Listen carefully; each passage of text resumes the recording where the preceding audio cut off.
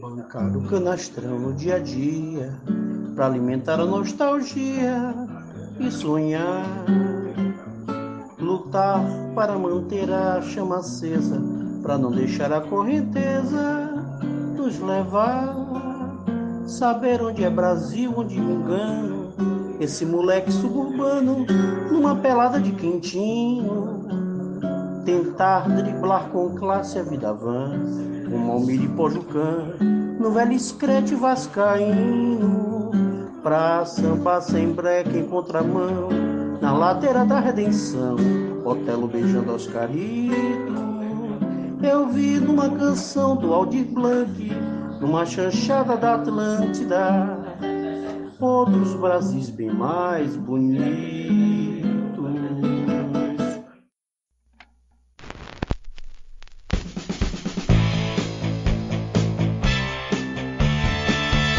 Olá, esse é o podcast Filosofia Pop. Eu sou o Marcos Carvalho Lopes e aqui comigo está o Murilo Ferraz. Esse é o nosso episódio número 89 e recebemos o ensaísta, filósofo e poeta Francisco Bosco para falar de A Vítima Tem Sempre Razão, livro que publicou em 2018. Tivemos na abertura um trecho da canção inédita Samba para Aldir, de Márcio Valverde e Nélio Rosa, na interpretação de Márcio Valverde. É uma gravação caseira feita especialmente para homenagear o compositor Aldir Blanc, falecido na última semana. Você pode conferir a canção completa ao final do episódio. Filosofia Pop é um podcast que aborda a filosofia como parte da cultura. A cada 15 dias, sempre às segunda-feiras, a gente vai estar aqui para continuar essa conversa com vocês. Você pode encontrar os episódios do podcast, mais textos e informações no site filosofiapop.com.br. O livro Podcast Filosofia Pop Ano 1 está disponível na loja filosofiapop.com.br/loja. Assine nosso canal no YouTube em youtube.com/filosofiapop. Siga a gente no Twitter, @filosofia_pop e curta a nossa página no Facebook, facebook.com/podcast Filosofia Pop, tudo junto. Você também pode mandar um e-mail para a gente no contato@filosofiapop.com.br. O podcast Filosofia Pop é um projeto independente, distribuído gratuitamente em todas as plataformas. Se você gosta do nosso trabalho, você pode ajudar o programa a cobrir os seus custos com edição, montagem, equipamentos. Para isso, assine o Catarse do Filosofia Pop em catarse.me/filosofia_pop. A contribuição mínima que pedimos é de R$5 mensais. Os apoiadores podem fazer parte da Taverna do Platão, um grupo de WhatsApp que reúne entusiastas do programa. Lá sempre rola a indicação de podcast, conversas sobre diversos temas e também novidades sobre o programa. Venha também fazer parte.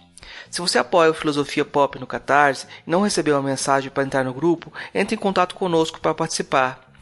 Se você quer ajudar, mas não pode contribuir financeiramente, dê aquela força na divulgação dos programas, compartilhe nas redes sociais, faça comentários e continue esse diálogo.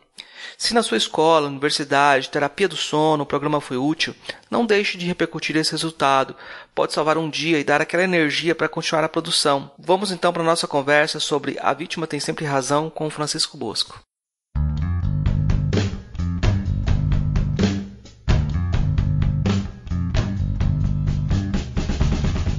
Hoje a gente conversa com Francisco Bosco, ele é poeta, letrista, filósofo e escritor. Ele é carioca, a gente está falando direto do Rio de Janeiro, filho do cantor e compositor João Bosco. Ele é doutor em teoria literária pela Universidade Federal do Rio de Janeiro, tem diversos livros publicados, entre eles Banalogia de 2007, e Livre Seja Este Infortúnio de 2010, Alta Ajuda de 2012, Orfeu de Bicicleta de 2015, A Vítima Tem Sempre Razão de 2017, foi diretor da Funarte, coordenador da Rádio Batuta, colunista de O Globo e muitas outras atividades que a gente vai ver durante a apresentação, durante essa conversa. Eu vou pedir primeiro, então, Francisco, para você se apresentar para as pessoas que não te conhecem, né? Como que você se apresentaria para o nosso ouvinte? Tá bom, eu sou Francisco Bosco. Eu me apresentaria como ensaísta de várias atividades que você citou aí. Eu acho que, tanto do ponto de vista histórico, assim, da minha trajetória, né, quanto até de um ponto de vista teórico, o ensaísmo é uma espécie de síntese entre elas. Então, Eu realmente comecei escrevendo poesia quando eu era muito novo. Eu até sou provavelmente um dos recordistas mundiais de uma tradição semi-oculta da literatura e do pensamento universais, que é a dos livros renegados pelo autor, né? Eu tenho 3 livros que eu publiquei quando eu era muito novo, porque na época, todos os livros todos de poesia, porque na época tinha uma tecnologia nova de impressão, estava muito barato fazer livros, então eu publiquei livros que eram muito ingênuos. E depois, em acho que 2003, eu publico um livro chamado Da Amizade, que você não citou aí, que eu considero o meu primeiro livro, porque já é um primeiro livro assim mais maduro, e é curioso que ele é uma espécie de meta-livro, ele é um livro sobre livros. A Amizade do título, o título é o homônimo do livro conhecido do Cícero, né? A amizade em questão é a amizade com os livros. Então é como se eu estivesse ali procurando uma dose forte de um antídoto contra a ingenuidade dos meus livros anteriores. E nesses livros anteriores a ingenuidade era de tipo romântico, vitalista, ingênuo. Tinha uma certa crença numa ilusão de expressividade da linguagem, assim. Então, em 2003 eu já estava entrando no doutorado, eu acho, em teoria da literatura. E aí publico esse primeiro livro, chamado Da Amizade, que é o primeiro livro que eu considero um livro mais maduro. E a partir daí, tudo isso para falar que o ensaísmo é uma síntese, né? A partir daí eu começo a escrever textos mais... A partir daí não, já durante esse tempo, como eu já estava no mestrado, depois no doutorado, já em contato mais intenso com o registro teórico, mas eu também muito cedo percebi que eu não tinha exatamente uma vocação cognitiva, não só cognitiva, de temperamento também pessoal, para o registro teórico mais convencional, incluindo aí o tempo de pesquisa que ele demanda, e não só as suas características mais de escrita. E eu tive uma crise pessoal entre o gênero poesia, poemas, que eu sentia que eu estava deixando de praticar, porque a minha paixão sempre foi uma paixão mais conceitual do que qualquer outra, e o gênero teoria, que eu era mais ou menos obrigado a praticar ali pelas demonstrações de saber exigidas pela universidade, né? Mas que eu também já percebia como não sendo correspondentes ao meu temperamento. E dessa crise surgiu o ensaísmo, a espécie de ensaio que eu passei a praticar ao longo aí dos anos seguintes a isso, aí 2005, 2006, e que vai eclodir publicamente no livro Banalogias, que você citou aí, que é de 2007. E de lá para cá, o ensaio passou a ser o meu gênero principal, as formas breves, a minha forma de preferência, da frase à coluna de jornal, passando por ensaios curtos, foi o que eu, de certo modo, me especializei, assim. E mais recentemente, nesse livro A Vítima Tem Sempre Razão, publicado em 2017, eu voltei a experimentar formas um pouco mais longas. Esse livro é feito também ele de ensaios, mas, quer dizer, na verdade são capítulos ensaísticos, mas todos eles amarrados por uma única questão, que é a questão tema do livro. E agora, nesse momento, de uns 2 anos para cá, eu tenho mergulhado mais em formas mais longas, que exigem um tipo de pesquisa diferente, muito mais acúmulo de saber para poder finalmente escrever. E isso tem sido uma experiência muito curiosa de descobertas no campo da pesquisa. Essas descobertas são muito felizes, mas de uma profunda e sistemática infelicidade na forma de escrever. É onde eu me encontro atualmente. A impressão que eu tenho, Francisco, é que essa sua crise é uma crise para tentar salvar a paisagem, assim, pensar o próprio contexto. Em que linguagem ou de que forma a gente consegue pensar o próprio horizonte, né? Uma crise de forma que eu acho muito interessante, porque o Willem Flusser, quando ele estava no Brasil, uma das críticas que faziam para ele é que ele dibrava e nunca chutava no gol. Né? Ele nunca se especializava num autor, ele não tinha um trabalho que a Academia Brasileira considerava relevante, né? Naquele momento, que era a leitura de autores, etc. E o trabalho dele, de certa forma, se aproximava do ensaísmo de outras coisas, né? Eu acho que essa busca da forma para pensar a paisagem ou pensar o contexto está presente muito fortemente no Banalogias, né? Essa tentativa de linguagem, né? Uhum. Para continuar no campo das metáforas futebolísticas, eu sempre me considerei um escritor de futebol de salão. Assim, e curiosamente na vida também, quando eu jogava futebol, eu era muito melhor jogador de salão do que de campo. Quando você me botava em espaços muito longos, eu me perdia. Isso valia também para o pensamento. Eu gostava de espaços curtos. E diferentemente da acusação sofrida pelo Flusser, eu sentia que a minha característica era querer chegar muito rápido ao gol. Eu não tinha, não que isso fosse um defeito, é uma característica só, né? Mas eu não tinha a paciência requerida para abrir questões longamente. Eu gostava mais de estudar o suficiente para revelar determinados aspectos de determinados objetos que me interessavam, né? Então, de fato, durante muito tempo foi assim. A ideia geral é a gente debater um pouco sobre o livro A Vítima Tem Sempre Razão, e eu acho que para começar a conversa, a gente precisa esboçar o que você chama de um novo espaço público brasileiro, né?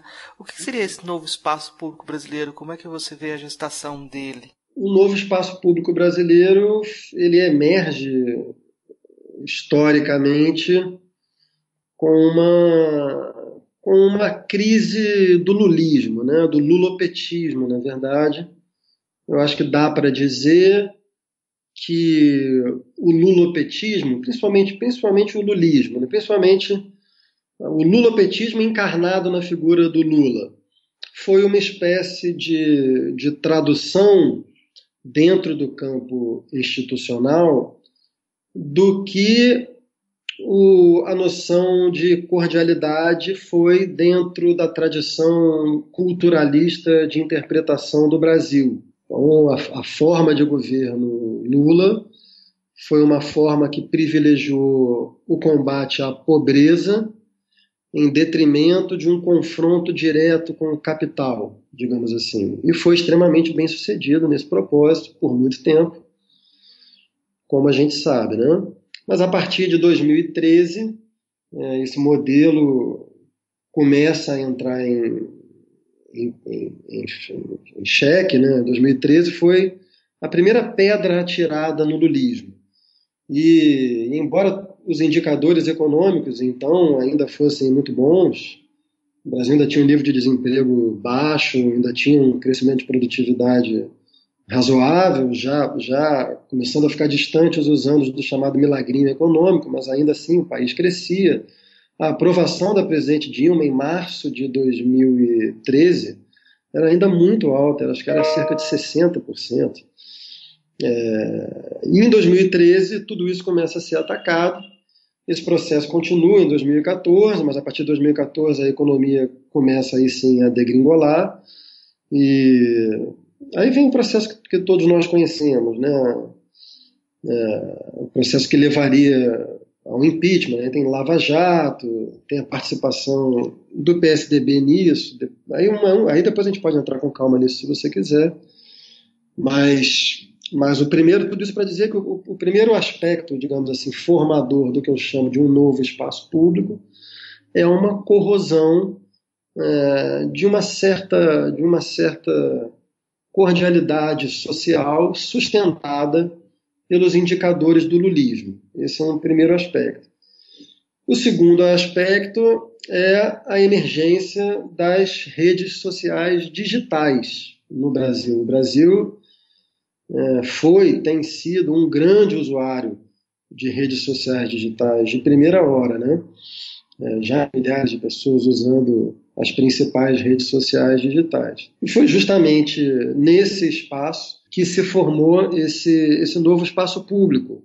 As redes sociais digitais, elas são muito diferentes do espaço público tradicional. Se você considerar o espaço público tradicional como sendo formado por imprensa, universidade, editoras, esse espaço público tradicional, ele no Brasil, ele sempre foi muito elitista, né? Ele tinha filtros seletivos que, por sua vez, reproduziam as desigualdades de todas as ordens que caracterizam o processo social brasileiro, né? E as redes sociais digitais, por sua vez, elas são, como as chama o Manuel Castells, ferramentas de autocomunicação. Então, elas são constitutivamente mais democráticas. Todo mundo pode acessar, todo mundo pode falar o que quiser, todo mundo pode escolher para quem vai falar, todo mundo pode selecionar o que vai ouvir. Então, elas são constitutivamente mais democráticas. E, por outro lado, elas têm uma série de efeitos laterais que foram ficando mais claros com o passar do tempo. Na época que eu escrevi esse livro, A Vítima Tem Sempre Razão, eu estou chamando de efeitos colaterais, eu já nem sei se a expressão é certa, talvez sejam os efeitos principais. A consciência desses efeitos não era nem tão aguda naquele momento, mas já dava para perceber que havia uma série de problemas produzida por essa lógica do algoritmo aí, né? O que eu mais estudo, o que mais me interessa analisar nesse livro A Vítima Tem Sempre Razão, é o que eu chamaria de lógica de grupo. Lógica de grupo é um traço que tem sido fundamental nesse novo espaço público do Brasil desde então, né? E é um fenômeno que foi muito estudado pela psicanálise, e, na verdade, antes da psicanálise, né? Então, um livro importante do século XIX, que é o do Gustave Le Bon, Psicologie des Foules, né? Psicologia das massas, das multidões, que foi um livro importante para o ensaio do Freud, que é um ensaio seminal na psicanálise sobre esse tema, que é psicanálise das massas e análise do eu. Aí cada tradução tem um título um pouco diferente para isso. E o Freud mesmo cita bastante o Le Bon, e basicamente o que está em jogo é tentar estudar as alterações de comportamento que um indivíduo sofre quando ele está dentro de um regime de identificação grupal. E, pois bem, tudo isso para dizer que a característica que mais me interessou abordar, no que eu chamei de novo espaço público, foi precisamente isso. Lógica de grupo e como é que isso se articulava com a nova leva de pensamento ligado a grupos subalternizados, também chamados de identitários, né? que é o tema desse livro. Essa aproximação da ideia de política de identidade, né? É bem interessante pensar como ela se dá, mas se dá numa temporalidade diferente em relação ao que aconteceu, por exemplo, nos Estados Unidos. É como se elas viessem na sequência como uma repercussão, uma reprodução de certos tipos de discurso em espaços diferentes, né? Você vê isso como se fosse uma reprodução de temas que já eram debatidos em outros lugares? Olha, na verdade, o pensamento dito identitário, ele não nasceu nesses últimos anos, como você sabe, todo mundo sabe, né? Assim, A luta feminista, por exemplo, é uma luta que tem muito tempo, uma luta que, tal como a gente reconhece hoje, mais ou menos, ela começa pelo menos no século XIX, né? E já no século XX já se fala em 3 ou 4 gerações de lutas, gerações ou ondas, né? Das sufragistas, depois aquela representada sobretudo pela Simone de Beauvoir, já ali nos anos 60, depois as Red Femmes americanas na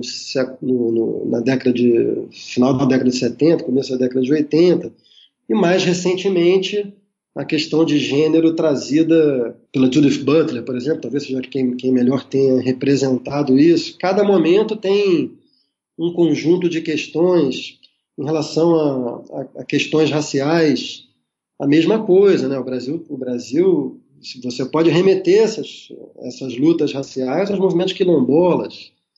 Já no século XX você tem diferentes ondas também disso. Então, isso não nasceu ontem e eu não acredito não que se possa falar que são meras importações no sentido de ideias fora do lugar, né? De que traduzidas aqui para o nosso ambiente social, político, elas perderiam sentido. Eu acho que essa formulação, não estou dizendo que você insinuou essa formulação, a sua pergunta abre para essa possibilidade. Eu não subscreveria um tipo de formulação como essa que eu acabei de falar.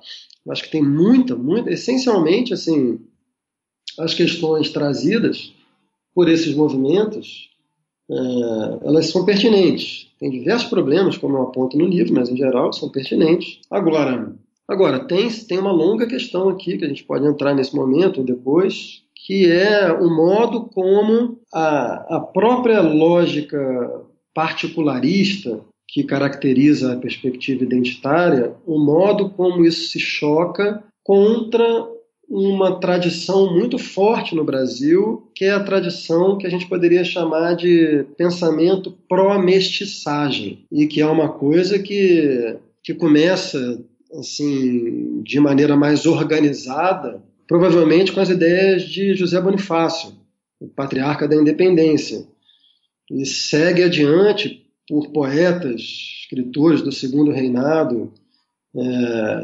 pelos grandes autores do movimento abolicionista, pelos modernistas, e entra no século XX com muitos pensadores importantes também. Gilberto Freire é um grande redisparo dessa tradição, né? Enfim, então o pensamento identitário, vamos chamar assim, ele se choca frontalmente com essa tradição forte no Brasil. Não é à toa que em 2006, se me lembro bem, quando houve o debate sobre a possibilidade de federalização do regime de cotas para pessoas negras e indígenas no Brasil, né, a Câmara estava prestes a votar um projeto de lei que instauraria o regime de cotas nas universidades federais. Houve uma movimentação contundente de antropólogos, sociólogos, cientistas políticos, artistas, como Ferreira Goulart, Caetano Veloso, que assinaram um manifesto contra esse projeto de lei. E acho que seria demasiadamente simplório e redutor dizer que essas pessoas são racistas ou qualquer coisa do tipo, né? Ali eles estavam defendendo uma certa ideia de nação que é defendida por essa longa tradição pró-mestiçagem no Brasil.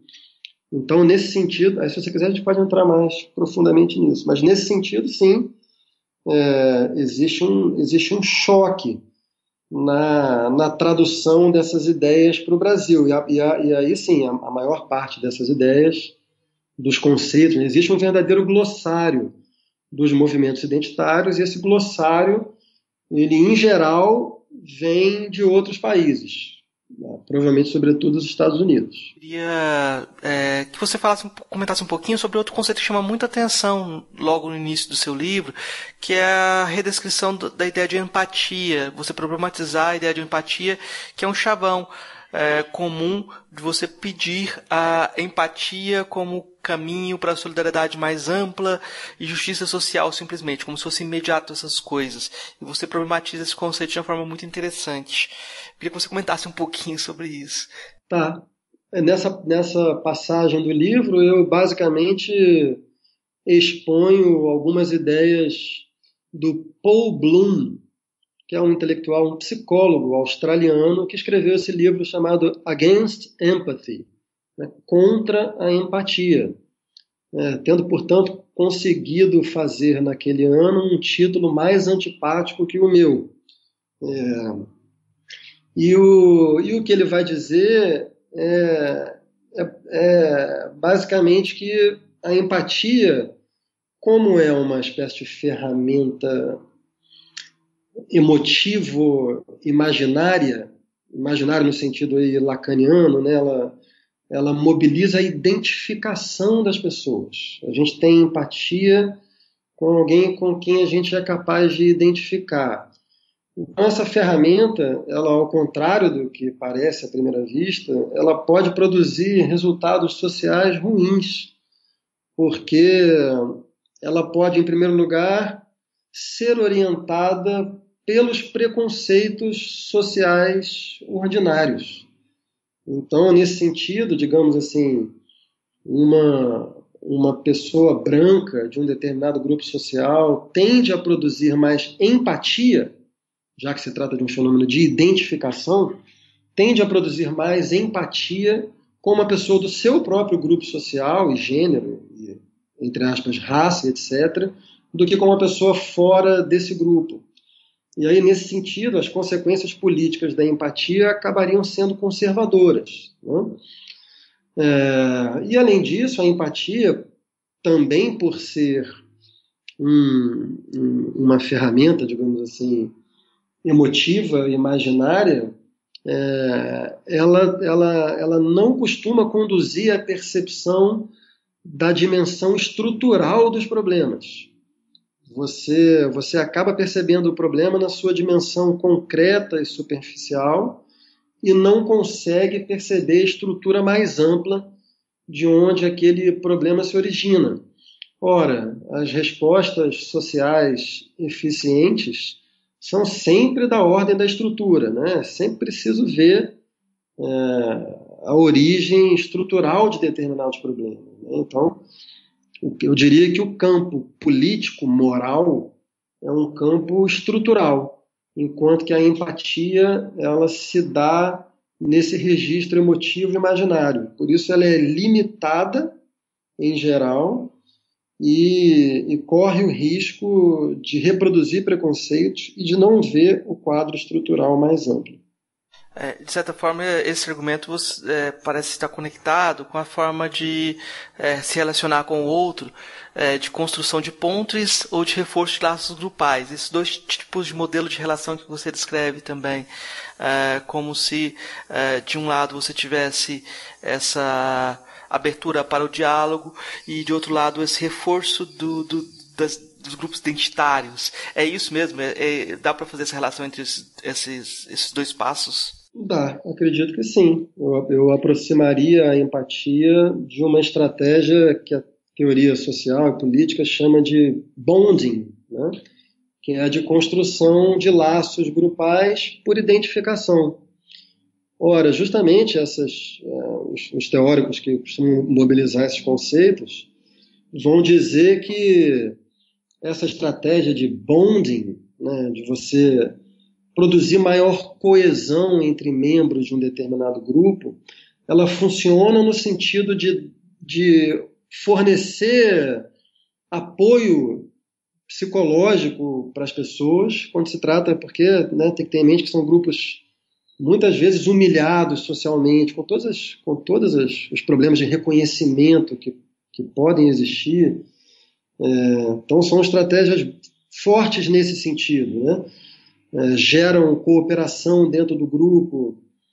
mas são estratégias ruins do ponto de vista do avanço de agendas mais amplamente. Para avançar agendas, por exemplo, do ponto de vista institucional, é preciso compor maiorias. E para compor maiorias, você precisa sair do seu grupo, sair da sua identidade, considerada aí sob todos os aspectos, ideológica, político-partidária, mas também de gênero, de raça, etc. e tal.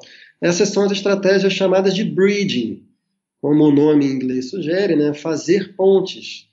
E aí, nesse sentido, sim, fazer pontes é alguma coisa que se aproxima da atitude moral. A atitude moral, ela aciona em cada sujeito um universal. Isso eu diria que é o fulcro da segunda crítica kantiana, né? Para o Kant, os imperativos morais são justamente aqueles que fazem com que o sujeito se descentre, seja capaz de se deslocar da defesa dos seus interesses particulares, ou de grupo, a gente poderia dizer, para o interesse da coletividade no sentido mais amplo possível. Esse é o lugar moral. O lugar moral, portanto, aciona no sujeito a dimensão do universal, coisa que a empatia não faz, e o bonding não faz, e a lógica identitarista, a meu ver, também não faz. Esse último ponto é bastante complicado, eu acho que ele vai se revelando ao longo aqui da conversa. Depois a gente pode tentar ir diretamente nesse ponto. Eu acho que tem uma narrativa modelo que você usa como exemplo dentro do livro, que é a construção de uma narrativa sobre a opressão que retira totalmente a autonomia da vítima. Você estuda isso especificamente no caso do feminismo, mas poderia ser outros tipos de identidade, né? De como esse tipo de narrativa acaba sendo um modelo utilizado nas redes sociais, vamos dizer assim, nessas mídias, para usar a expressão do Tons, nesses tribunais do Facebook. Queria que você explicasse como é que é esse tipo de narrativa no caso do feminismo. Aí tem o problema para mim aí, a concepção das chamadas Red Femmes, das feministas radicais norte-americanas aí dos anos 70, 80. Especialmente a Catherine McKinnon e a Andrea Dworkin. Tem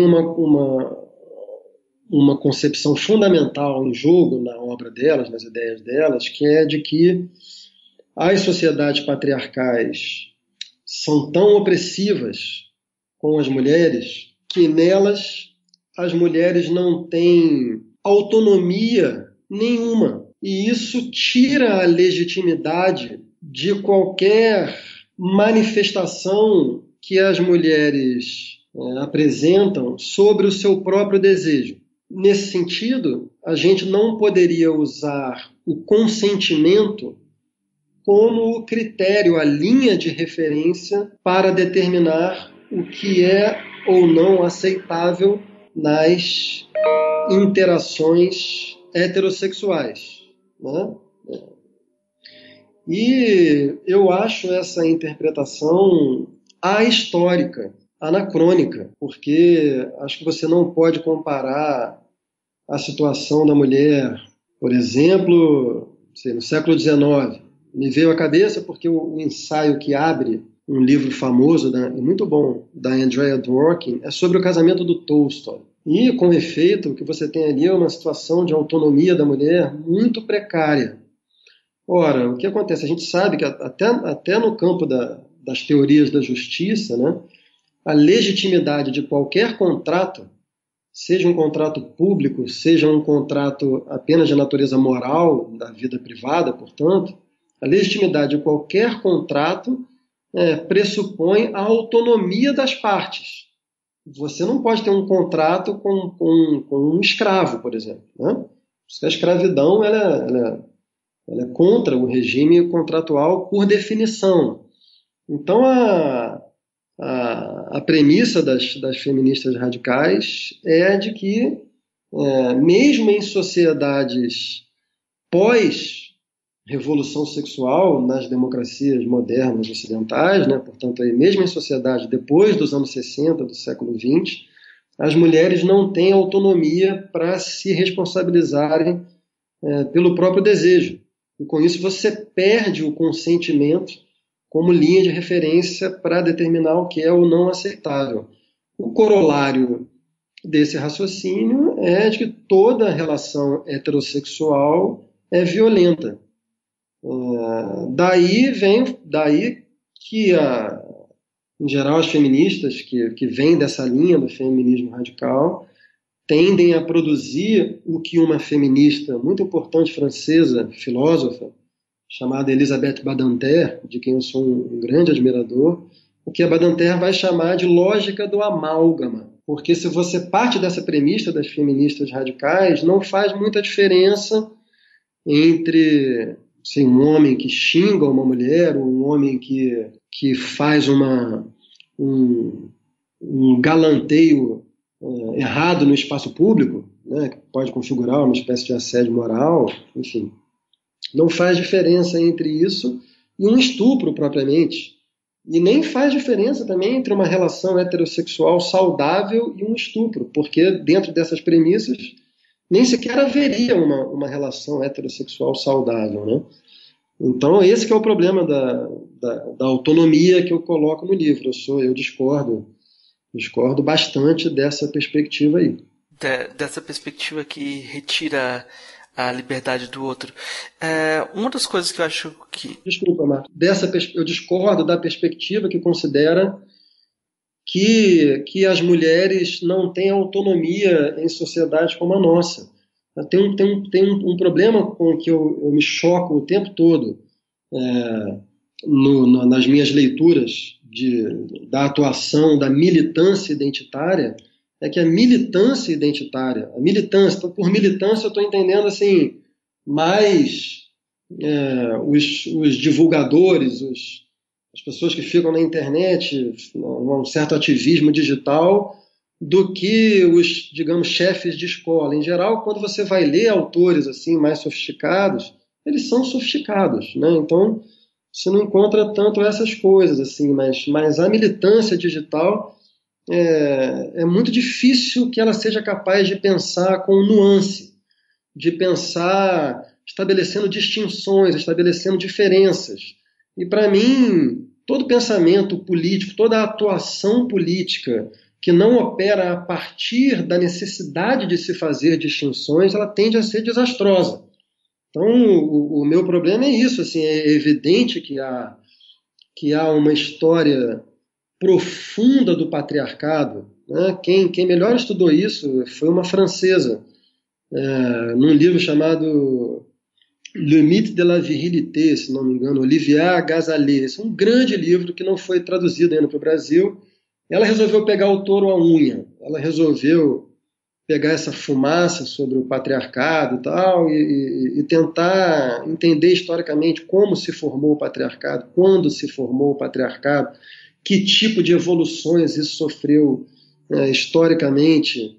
Eu acho que deve-se pensar as coisas assim, e não usar conceitos chapados, absolutamente esquemáticos, que não traduzem a realidade social e a vida subjetiva, moral, política, como ela realmente é. Então, enfim, para concluir, o meu problema com esse pensamento das feministas radicais sobre a autonomia é que é evidente que ainda estamos sob sociedades patriarcais, que o grau de autonomia das mulheres nas relações heterossexuais ainda comporta algum tipo de assimetria, múltiplas assimetrias, eu diria, mas não o suficiente para você dizer que mulheres não têm autonomia nenhuma a ponto de poder perder de vista o consentimento como linha demarcatória.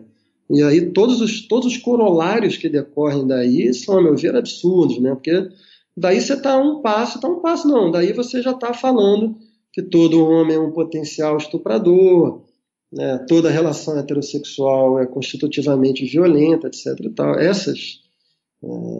Isso aí, é com isso aí que eu não concordo. Sobre a identidade racial, você destaca com Antônio Rizzelli que a luta abolicionista, por exemplo, foi feita com brancos e negros. Então, houve uma luta em comum, né? É o que você está falando dessa complexificação das narrativas. Mas na sequência, eu acho curioso que você não pondera que essa mesma aliança não seguiu no sentido restaurativo, da integração e da destituição dos privilégios. Eu acho que é um passo que o próprio Risério não faz, que ele critica as identidades raciais, mas como essencializadas, mas não percebe que essas também são históricas, né? Parece ser um problema nessa crítica das identidades que não deshistoriciza essas identidades também. Não sei se eu entendi bem, Marcos, mas se você tiver dito que no meu livro, que o meu livro não trata, nem que seja de passagem, dos efeitos ou da falta dos efeitos da abolição, eu discordaria. Eu não me lembro do livro inteiro, mas provavelmente está lá, por exemplo, a frase do Joaquim Nabuco sobre a necessidade de se liquidar os efeitos da escravidão.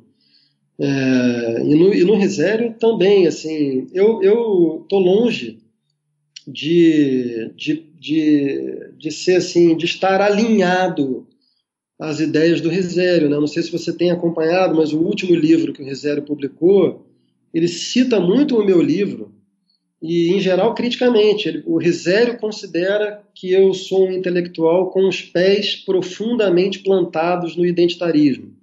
A expressão é dele. Mas não, de forma alguma. Isso aí, de novo, quer dizer, que tenha havido e houve historicamente inúmeros exemplos de ação político-moral comum entre pessoas de grupos sociais diferentes, de gêneros diferentes, de raças diferentes, e houve, não significa dizer que não existe, não existiu opressão de grupo. Isso seria uma formulação de uma ingenuidade que não daria nem para começar a conversa, né? É isso que você estava falando, não? Na formulação do livro, você cita o Risério e depois você se desloca no começo do livro, depois você se aprofunda mais nessa relação. Você cita o Risério e depois você se desloca para o contexto dos Estados Unidos, né? Então, faltou, pelo menos nesse passo, depois você retoma, faltou essa consideração de como depois não houve uma situação de restauração.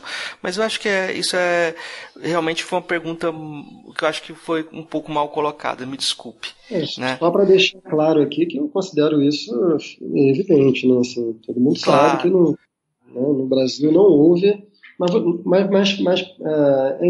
é oportuno notar, por exemplo, que o Zé Bonifácio, que eu citei aqui, por exemplo, né, o Zé Bonifácio, que é considerado o patriarca da independência do Brasil, a meu ver, deveria ser, com mais forte razão, considerado o patriarca do pensamento pró-mestiçagem no Brasil. E o Zé Bonifácio, que era um homem branco da elite do Império, né, nem brasileiro exatamente ele era, passou a maior parte da vida servindo a corte em Portugal. Zé Bonifácio pensou a necessidade de ações do Estado para fazer uma transição dos escravos rumo a uma sociedade integrada, né? Obviamente a posição dele era minoritária, para não dizer solitária, perdeu essa parada na época, ele saiu preso da Constituinte de 23, justamente por defender ideias ligadas à abolição e tal. Mas é importante também ter em mente que o Brasil é muito complexo, né? É um país, sem dúvida alguma, extremamente racista. O Estado aqui sempre atuou contra minorias, né? É uma longa conversa. Eu seria a última pessoa a deixar de reconhecer isso. Mas é importante reconhecer os contrapontos também, porque eles podem servir de base para o caminho que, a meu ver, seria necessário percorrer. Mas continue. Para a gente pensar essa construção da nova cultura, do espaço público, da nova cultura política brasileira, eu acho que seria interessante retomar um pouquinho como você faz a narrativa da constituição dessa ideia do Brasil mulato, né? Eu acho que, é claro, dá para fazer isso a partir de algo que tem muito valor para toda a sociedade brasileira, que é a música popular, né? Como essa ideia do híbrido, do mulato, da mulata, está presente na cultura popular, e como isso vai se desfazendo aos poucos, né? dá para fazer uma trajetória do samba aos Racionais, né? Para tentar entender essa constituição de um espaço público que era convergente e de repente agora está se dividindo, né? Eu queria que você comentasse um pouquinho sobre essa trajetória para depois a gente dialogar um pouco sobre isso, porque eu acho que talvez esse mundo em comum que a música popular brasileira trazia, que ela cantava, é o que é tão difícil de abandonar, né? Exatamente. A tese do meu livro é de que houve uma tradição pró-mestiçagem, como eu venho chamando aqui, né? No Brasil, que foi se estabelecendo no Brasil informalmente desde antes de o Brasil ser Brasil. Antes de Portugal declarar a ocupação oficial do Brasil, por meio das capitanias hereditárias, com sua lógica latifundiária, houve náufragos, como o João Ramalho, o Caramuru, que são os mais famosos entre eles, né? que desembarcaram aqui na costa brasileira e se amaziaram com mulheres indígenas. E há uma figura na forma de construção de laços de parentesco indígena, que é o chamado cunhadismo.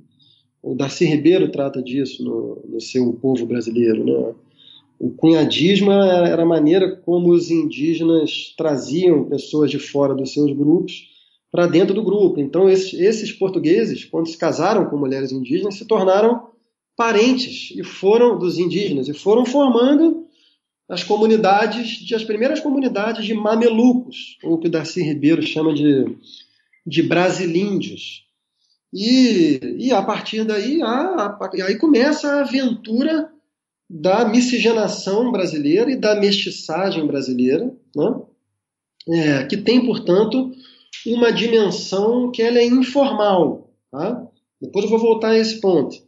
Essa longa aventura de miscigenação propriamente biogenética, né? Mas também de mestiçagem no nível cultural, religioso, linguístico, culinário, todos os níveis, né?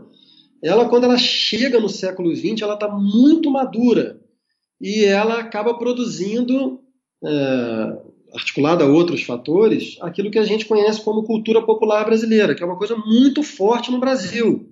Por que é muito forte no Brasil a cultura popular brasileira? Porque esses seus fenômenos principais, o futebol, o carnaval, o samba, eles conseguiram realizar efetivamente no seu campo, né, que é o campo da cultura, tudo aquilo que os setores progressistas da sociedade brasileira sempre desejaram que a própria sociedade brasileira fosse capaz de realizar. Então, no futebol, há democracia racial em ato. Pelo menos ali começa nos anos 30 e já bem consolidado nos anos 50, são os negros os protagonistas do futebol brasileiro. Como descreveu bem o Mário Filho no seu grande livro, né, O Negro no Futebol Brasileiro. Na canção popular, sobretudo no samba, mas não só nele, há uma efetiva mistura de letrados, semiletrados, analfabetos, brancos, mestiços, negros, de pessoas de origem social diferentes, etc. e tal. Tudo isso é o fenômeno da cultura popular. Então, principalmente a partir do Estado Novo, com a necessidade ali que Getúlio tinha de unificar o país, né? E depois da invenção da televisão também, esses símbolos foram alçados a símbolos da autoimagem do Brasil. Então, até há pouco tempo atrás, esses eram os grandes símbolos pelos quais a maior parte do Brasil se reconhecia, e fora do Brasil, então, nem se fala, né?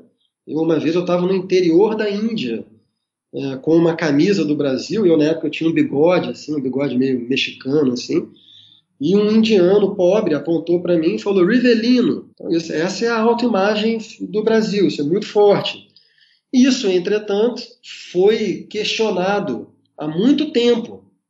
Eu acho que isso começa, sistematicamente a ser questionado com a geração de sociólogos, da primeira geração de sociólogos da USP, né? Tendo ali o Florestan Fernandes como chefe de escola, ali nos anos 50, e esses intelectuais elegeram principalmente o Gilberto Freire, o Casagrande Senzala, mas não só eles, toda a tradição culturalista como um alvo, e as críticas são acertadas, né? Existe nessa tradição culturalista um esforço incessante para uma espécie de unificação do país, assim, tentar pensar o país a partir de um chão comum, e isso acabou, mesmo que a revelia do interesse desses intelectuais, ou pelo menos de alguns deles, acabou servindo como uma ferramenta de ocultamento de conflitos sociais, raciais, de gênero,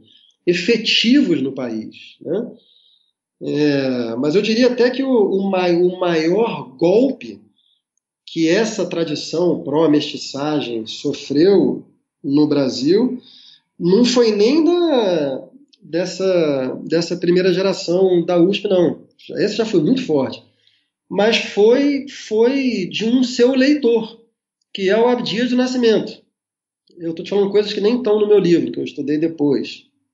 Mas na época eu conhecia mais superficialmente o Abdias, depois eu estudei melhor e tal. E eu diria hoje que o Genocídio do Povo Brasileiro, que é o livro mais importante do Abdias, na minha opinião, é a grande nêmesis do Casagrande Senzala, né? Assim, tudo que o Casagrande Senzala integra, o Abdias desintegra. E, como você falou, daí em diante houve outros movimentos de crítica a essa imagem mestiça do Brasil, até chegar nos Racionais MCs, que é um momento muito importante, que é provavelmente a primeira grande crítica à cultura popular vinda da própria cultura popular, né? E os Racionais pavimentaram o caminho para toda a perspectiva do movimento negro que viria a partir aí depois de 2013, já dentro do que eu chamo de novo espaço público, né? Então essa perspectiva racialista do movimento negro, ela tem na obra dos Racionais o seu antecessor imediato e está respaldada nessa grande tradição de crítica ao pensamento pró-mestiçagem no Brasil.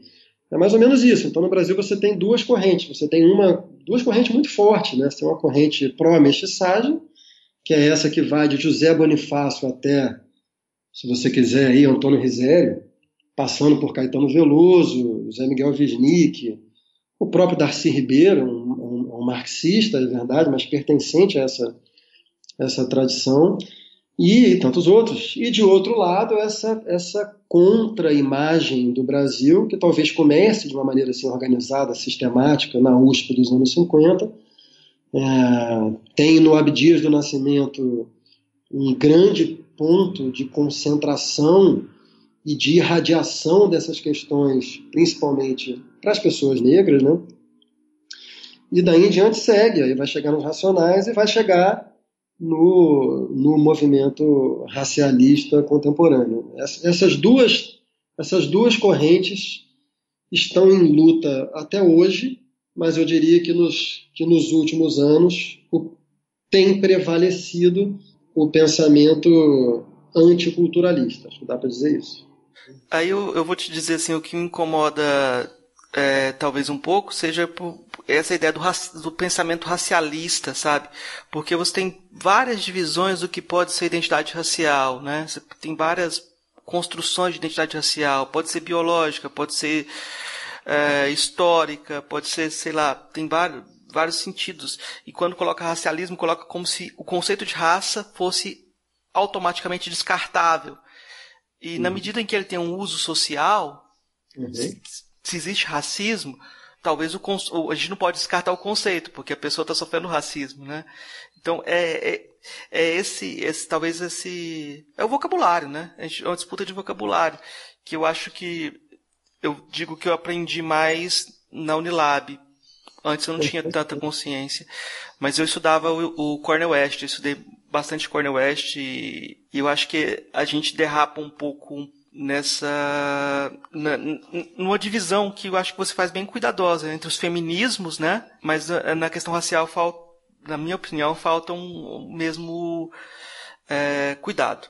Né? Mas eu vou cortar isso daqui, é só um comentário que eu... Por mim, você não precisa cortar nada do que a gente está conversando e a gente pode até falar sobre isso se você quiser, que é uma coisa... Claro. Eu acho que existe um mal-estar constitutivo que ronda o significante raça e que é exatamente o que você falou agora, que é... Porque o que acontece? Esse significante, ele é pseudocientífico, ele é uma ficção ideológica que a imensa maioria dos geneticistas comprova como sendo ficção, né?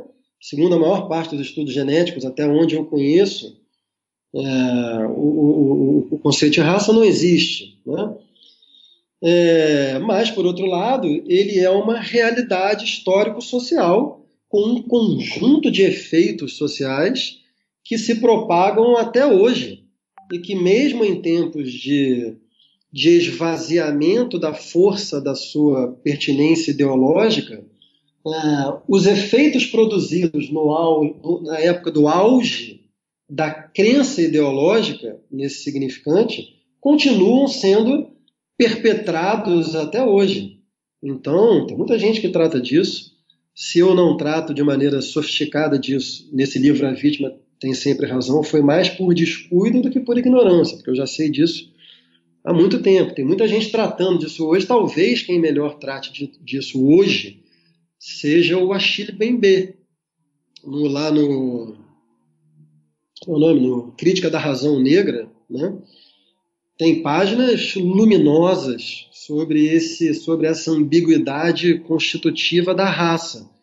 Então, e disso você tira diversas estratégias e diversas premissas que são muito complexas. Por exemplo, toda a questão do fenótipo, né?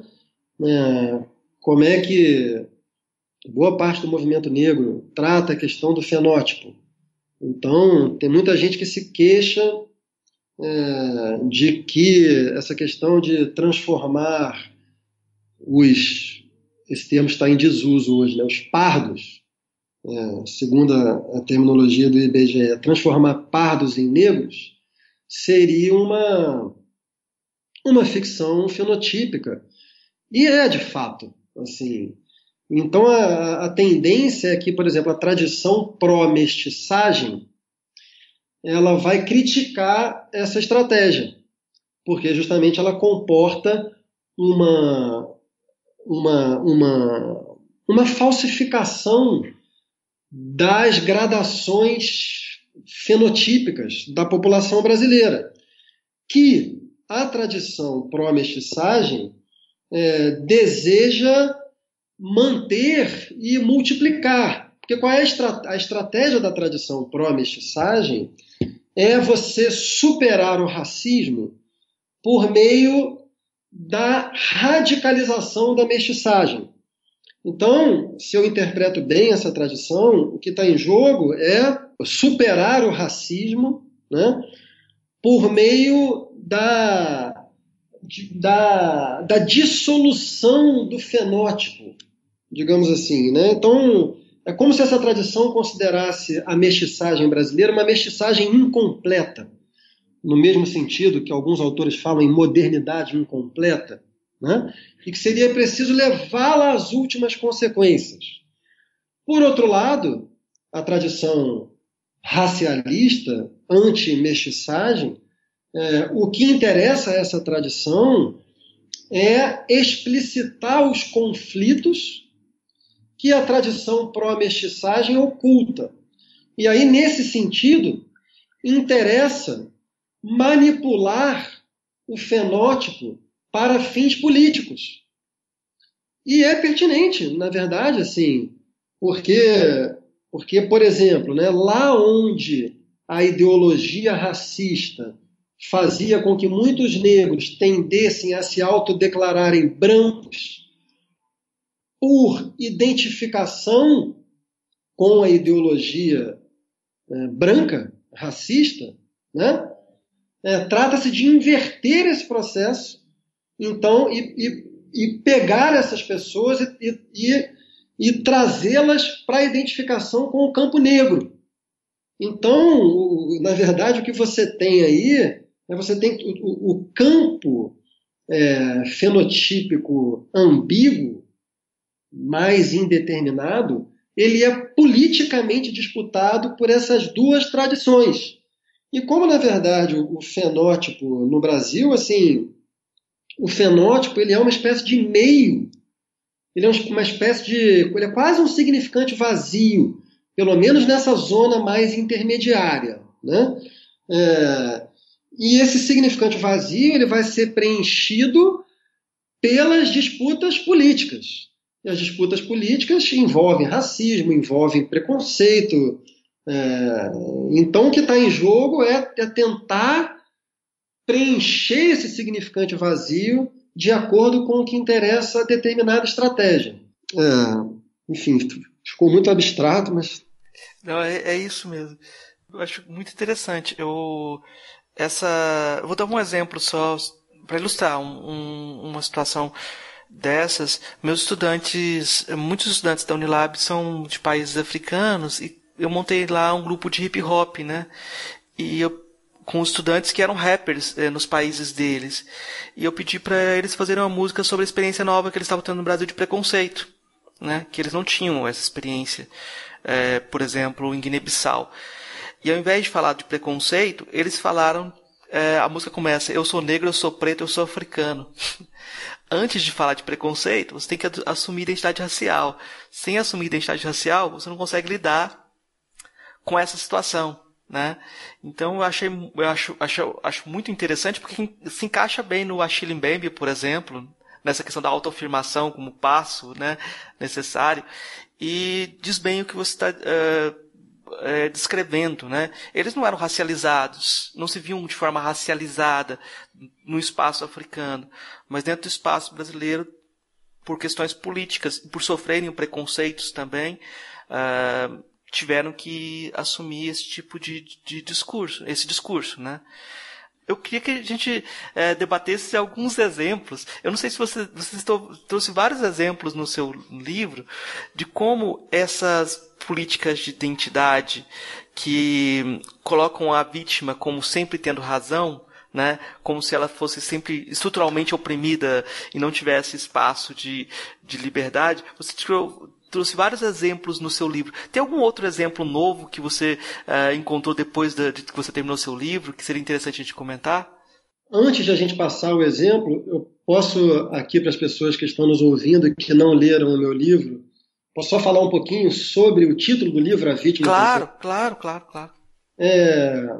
O que me interessou no livro foi desconstruir essa máxima, que na época era uma máxima que tinha se convertido em uma espécie de dogma da militância identitária digital. A vítima tem sempre razão. E o que eu via como problema nessa máxima? Uma confusão entre dois níveis, que não podem ser confundidos. O nível estrutural e o nível individual. Então, quando você diz a vítima tem sempre razão, a vítima da frase é a estrutura, é um membro pertencente a um grupo social subalternizado. Ora, grupos sociais subalternizados são, com efeito, vítimas históricas. São grupos sociais oprimidos historicamente. Ok. Mas a segunda parte da frase, a vítima tem sempre razão, ela coloca um outro plano, que já não é mais o plano estrutural, é o plano concreto e individual. Porque só quem tem razão é um indivíduo em situação específica. Jamais você pode dizer que um grupo social inteiro tem razão ou não tem razão. Você não faz justiça sem que seja por meio da articulação entre o estrutural, o universal, e o concreto particular individual. A justiça exige a articulação entre uma dimensão universal, que é, por definição, a do direito. Né? Você precisa ter um direito, você precisa estabelecer leis universais para você poder fazer justiça. Mas a justiça, ela só acontece quando você articula essas leis universais com situações específicas. Quem faz essa mediação no sistema de justiça ocidental, democrático, moderno, é a figura do juiz. Se fosse possível simplesmente anular a dimensão concreta e individual da justiça, você não precisaria de juiz. Você usaria o direito como uma espécie de máquina de calcular. Ora, o que está em jogo? Quando você fala a vítima tem sempre razão, você está anulando o indivíduo. É uma espécie de justiça utilitária. Na verdade, o que está em jogo para mim é a proposta de fazer justiça a grupos sociais, mesmo que às custas da violação de direitos fundamentais dos indivíduos. É uma lógica utilitária. Acho que você não pode usar indivíduos para fazer justiça de grupos. O que está sendo feito por meio dessa máxima, quando se propõe essa máxima, é simplesmente inverter o sentido da injustiça histórica. Então, lá onde, por exemplo, as mulheres, essa máxima era usada sobretudo por certo discurso feminista, né? Então, lá onde, em casos de denúncias de assédio sexual ou de estupro, lá onde a palavra da mulher, da vítima estrutural, era sempre desqualificada por todas as instâncias, porque essa palavra passava, né, desde o julgamento social, passando pela polícia, antes de haver delegacias para mulheres, depois, se chegasse a julgamento, pelos juízes e pelo próprio público, se chegasse a julgamento, a júri público. Depois a gente pode voltar em vários casos na história do Brasil. O mais conhecido é o do Doca Street, né? Que cometeu um feminicídio e no seu primeiro julgamento foi absolvido por legítima defesa da honra.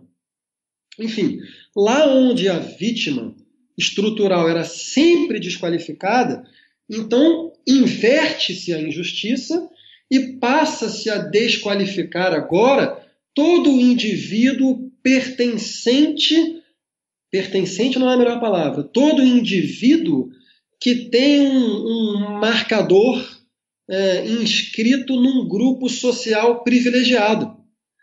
Essa é uma lógica inaceitável, assim, politicamente, socialmente. Não se faz política sem levar em consideração indivíduos.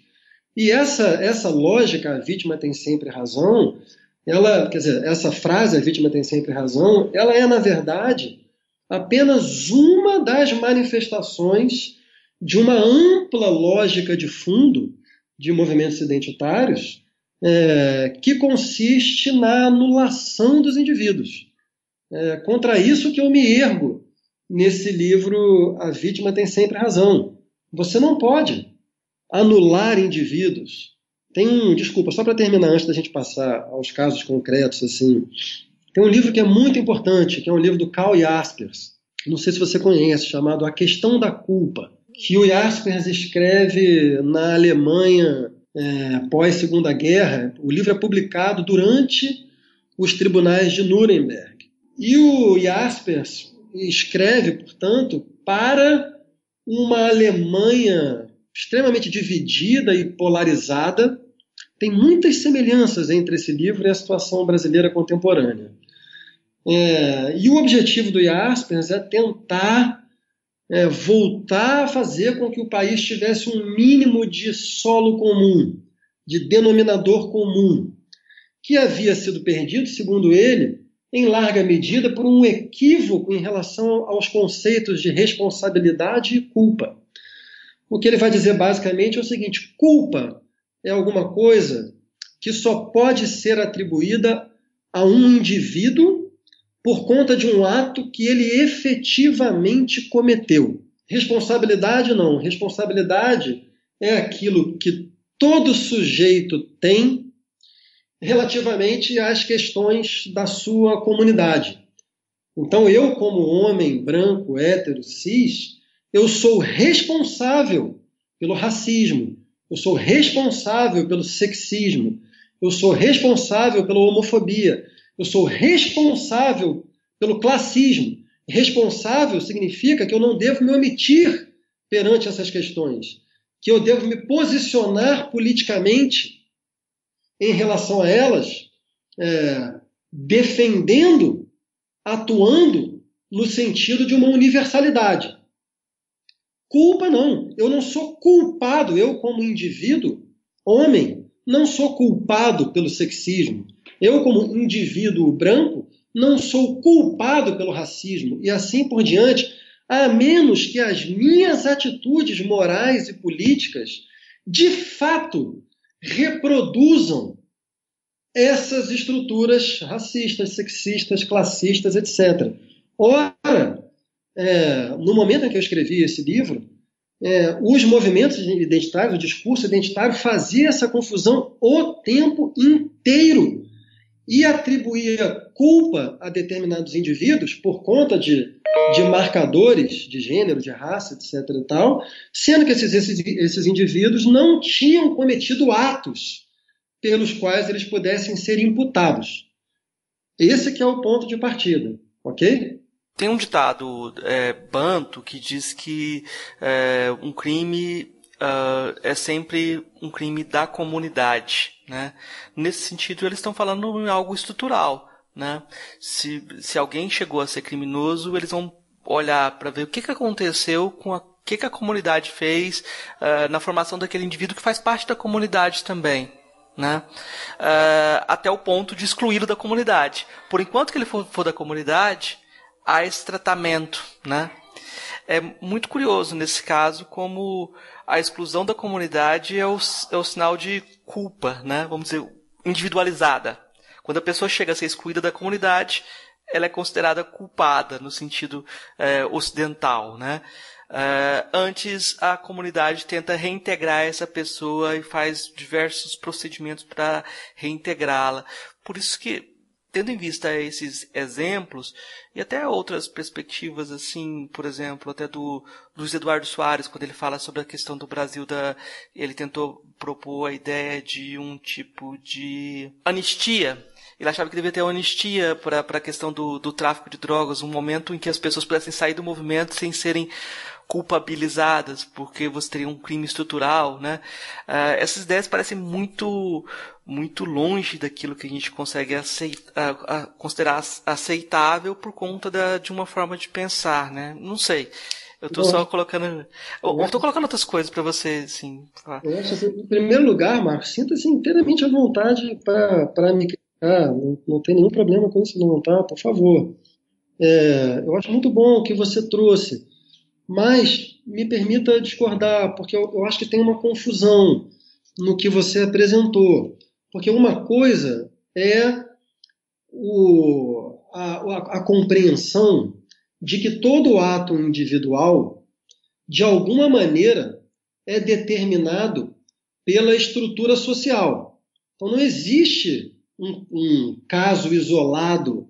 Se alguém comete um ato racista, esse ato, evidentemente, não é isolado. Esse ato está ligado a uma estrutura coletiva. Então, nesse sentido, é evidente que qualquer ação individual tem dimensão social. E aí, é evidente também, e eu seria a última pessoa a falar contra isso, sendo uma pessoa que se considera vinculada ao campo da esquerda, como eu me considero, eu seria a última pessoa a cortar a relação entre atitudes individuais e estruturas sociais. Isso é uma premissa fundamental de compreensão do mundo da história da esquerda. Então, como é que a esquerda vai perceber qualquer problema? E isso a difere fundamentalmente da direita. Para a direita, os problemas são, em geral, de responsabilidade individual. Isso atravessa a direita de cabo a rabo, né? Para a esquerda, não. Para a esquerda, questões individuais estão relacionadas a questões sociais, e para você poder interferir no sentido de ações individuais, você precisa operar em nível estrutural. Eu conheço bem o Luiz Eduardo Soares, inclusive meu amigo, e eu acho que o pensamento dele vai nessa direção, com que eu estou completamente de acordo. Agora, uma outra coisa muito diferente é o que eu falei. O que eu falei é que você jamais pode atribuir culpa por um ato que o indivíduo não cometeu. E aí eu não conheço o exemplo Banto que você me trouxe, mas se o exemplo Banto que você me trouxe apregoa isso, eu discordo do exemplo Banto. E eu, inclusive, te perguntaria se você não acha que, no contexto dessa conversa, você apresentar esse exemplo como um exemplo Banto não tem nisso uma conotação de autoridade, como se pelo fato de ser um exemplo Banto, eu devesse já imediatamente concordar. Eu não concordo imediatamente, a priori, com nada que vem de lugar nenhum, pelo fato de alguma coisa vir de algum lugar, entendeu? O fato de ser Banto, para mim, pode ser alemão também, pode ser tcheco, pode ser brasileiro, não necessariamente eu concordo. Vai. Não, você está certo. Eu acho que muitas vezes você tem uma carteirada de lugar, mas o exemplo para mim só vale para dizer que existem outras formas de compreender a sociabilidade e a questão da justiça. Eu estou falando de outras formas a partir de um aspecto que pode dizer antropológico, sociedades baseadas na culpa, sociedades baseadas na vergonha, esse tipo talvez de fatores mais estruturantes. E aí eu diria assim, quando você pensa, por exemplo, a partir de um tipo de universalizador, como você falou assim, não importa tanto o indivíduo, aí vem aquela suspeita sempre. A gente acaba desconsiderando esses fatores que fazem parte do contexto da própria pessoa. Assim, vou dar um exemplo que é para mim, a gente já citou aqui, né? O Kant, que ele é o grande teórico de uma ética universalista,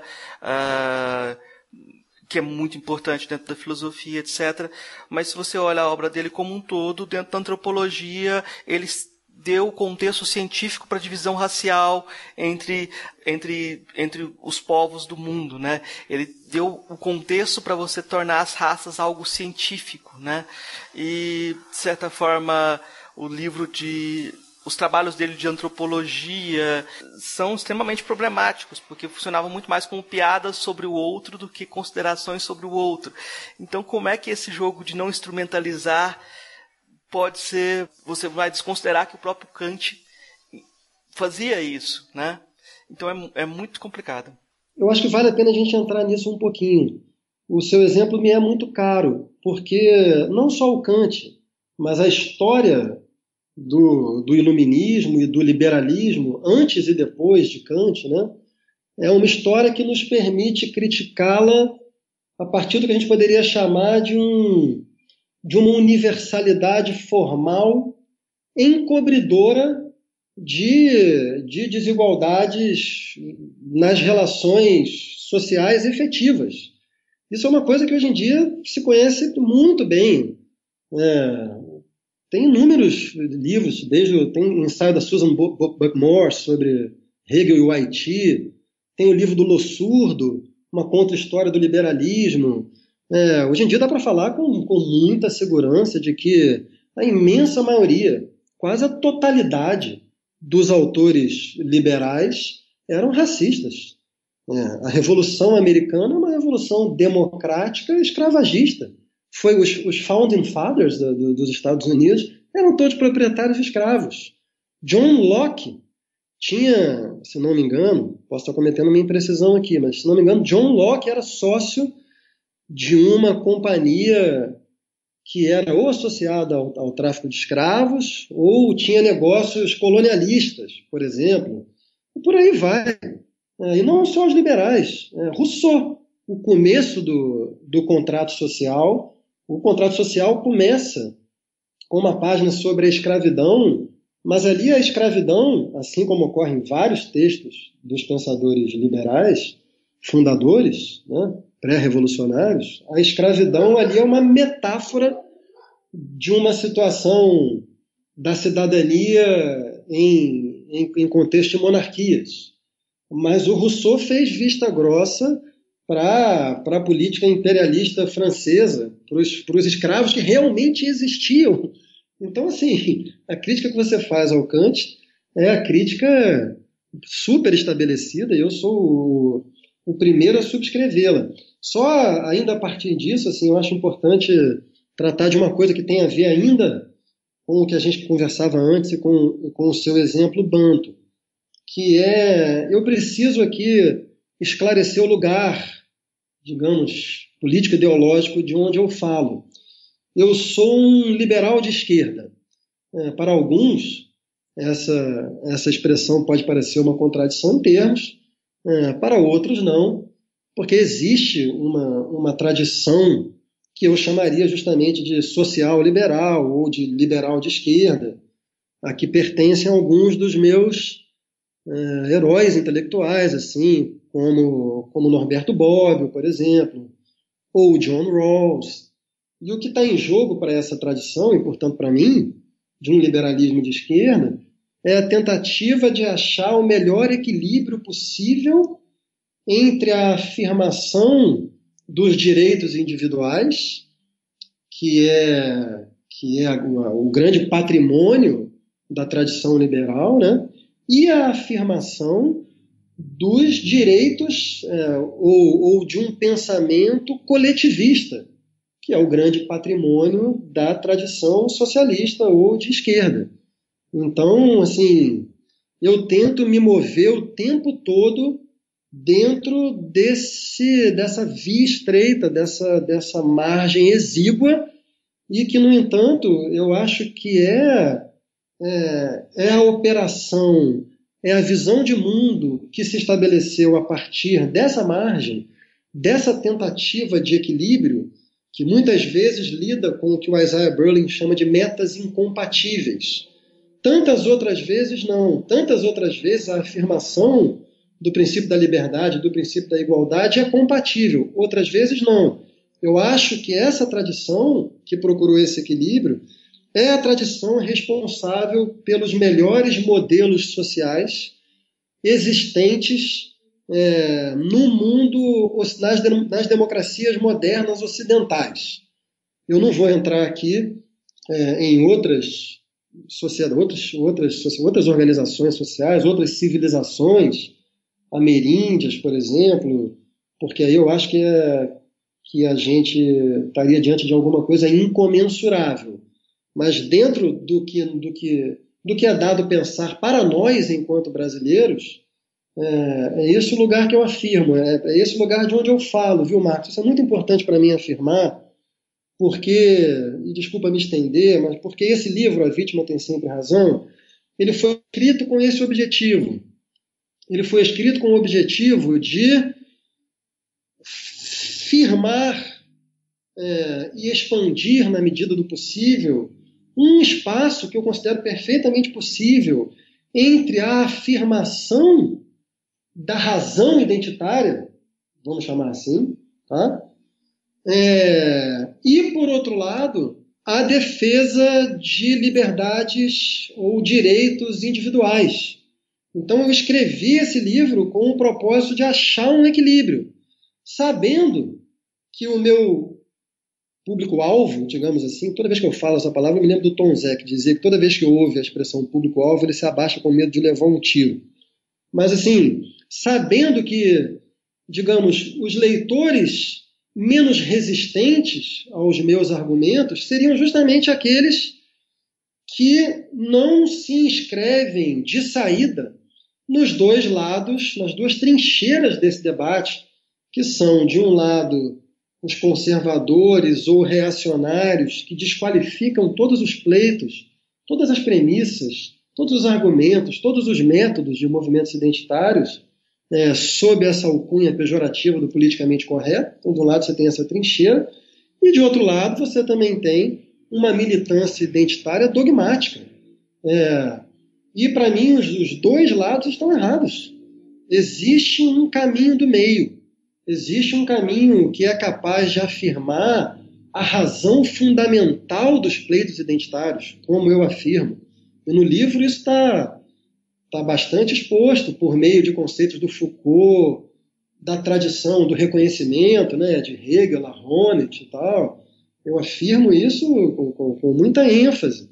Mas isso não me impede de criticar um conjunto de premissas e de métodos que, a meu ver, são equivocados. Então, enfim, é muito importante para mim sempre falar, declarar esse meu lugar e esse meu objetivo, que permanece sendo o mesmo, a favor de, essencialmente, o que os discursos identitários dizem, mas nunca vou deixar de criticar o que me parece dogmático, o que me parece intimidador, o que me parece, em suma, o que anula a dimensão do sujeito, etc. e tal. E só para terminar, porque toda vez que eu falo isso, assim, vem alguém que joga a moeda ad hominem, né? Ah, tá falando isso porque é homem, branco, heterossexual, cis, blá blá blá, etc. e tal. E isso é um absurdo. É um absurdo do ponto de vista teórico, é um absurdo do ponto de vista histórico, não corresponde aos acontecimentos da história. E é um tiro pela culatra, assim, estrategicamente, porque isso, no limite, isso só desresponsabiliza as pessoas. Se no limite você está dizendo para uma pessoa que ela deve ser reduzida aos seus marcadores sociais de origem, você está suprimindo completamente a vida moral dessa pessoa. A vida moral é a vida política. Então você obturou o espaço da solidariedade, acabou com o espaço da solidariedade. O que você está fazendo é desresponsabilizando essas pessoas. Eu nunca vou concordar com isso. E, finalmente, muito do que eu estou falando aqui, eu estou falando a partir de pensadores negros, de pensadoras feministas, de pensadores LGBTQI, etc. e tal. Então, a carta do ad hominem não vale. Eu acho que essa ressalva que você colocou agora, em vários momentos eu pensei, é bom ressaltar isso, que todo o seu discurso está muito bem marcado pela posição favorável a essas reivindicações mais limitadas, etc, etc. Eu acho muito importante você colocar essa posição. Eu não sei se cabe agora trazer mais algum exemplo, acho que a gente conseguiu ir até um pouco além do que os exemplos poderiam dizer, mas eu acho que talvez um exemplo, talvez pra gente comentar, você encontrou alguma outra narrativa que você falou assim, eu podia ter colocado essa no livro também? Um caso que não está no livro, mas que sempre me interessa discutir, é o caso do Woody Allen. Eu espero que um dia a Natalie Portman seja responsabilizada pelo que ela fez. Foi a Natalie Portman quem, num programa da Oprah Winfrey, se não me engano, a Oprah Winfrey estava na cena com ela, lançou o bordão I Believe Dylan Farrow. Dylan Farrow é a filha da Mia Farrow, né, que acusa o Woody Allen, de quem ela fora enteada, né, que acusa o Woody Allen de tê-la violentado sexualmente quando ela era criança, né? Ora, esse é justamente um exemplo, Marcos, da máxima "a vítima tem sempre razão". Por quê? A acusação feita pela Mia Farrow, ela foi objeto de 2 investigações feitas por profissionais de diferentes áreas, em 2 momentos diferentes. E ambas as investigações não acharam indícios minimamente consistentes para levar a acusação adiante, muito menos para declarar o Woody Allen culpado de violência sexual contra a enteada. O que mudou para que a Dylan Thomas num belo dia, quase 2 décadas, se não me engano, depois de feita a acusação, pode ser que seja menos tempo, mas enfim, bastante tempo depois da acusação, o que mudou para Dylan Thomas afirmar, para Natalie Portman afirmar com tanta segurança que acredita na acusadora? Não mudou nada objetivamente no caso, não foi feita nenhuma descoberta, nada. O que mudou foi o discurso social. E mudou justamente nos termos que eu vinha falando. Então, lá onde uma mulher como a Dylan Farrow havia sido historicamente desqualificada, agora, então, um homem deveria ser a priori desqualificado. Ora, nada disso leva em conta as ações concretas do indivíduo. A Natalie Portman fez uma acusação e não apresentou nenhuma prova. Ela não falou, I believe Dylan Farrow, porque tal estudo, tal descoberta, porque a perícia, porque a polícia, porque... Não, nada. Nada. Ela simplesmente resolveu acreditar numa mulher. Porque é mulher. De novo, a questão da empatia.